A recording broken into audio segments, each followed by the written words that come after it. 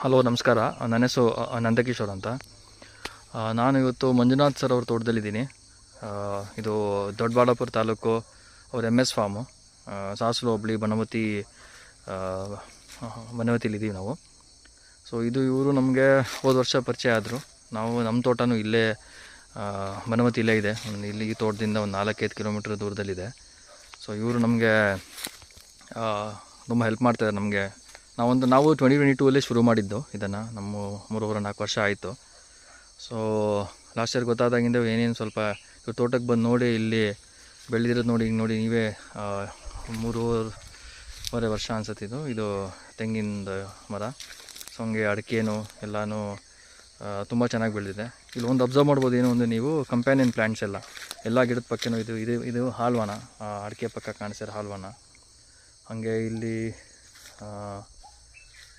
ಈ ಕಡೆ ಬಂದರೆ ಇದು ಮರತೋಗರಿ.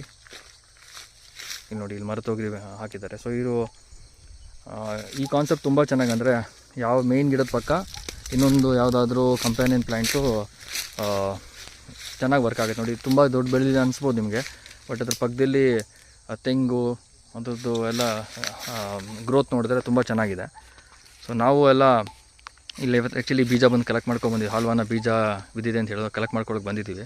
ಸೊ ನಾವು ಅದನ್ನು ಹಾಕಿ ನಮ್ಮದಲ್ಲೂ ಗ್ಲಿಸಿಡ್ ಎಲ್ಲ ಹಾಕಿದ್ದೀವಿ, ಸ್ವಲ್ಪ ಇದೆ. ಬಟ್ ಈ ಥರ ಗ್ರೋತ್ ಅಂತೂ ದಿಸ್ ಈಸ್ ಎನಾರ್ಮಸ್ ಗ್ರೋತ್ ನಮ್ಮದು ಕಂಪೇರ್ ಮಾಡಿದ್ರೆ. ನಮ್ಮದಿನ ಕೆಲವುದೆಲ್ಲ 1-2 ಬಿಟ್ಟಿದೆ, ಅದೇ ಇದು ಸುಳಿ ಅಂತಾರೆ ಇದನ್ನು.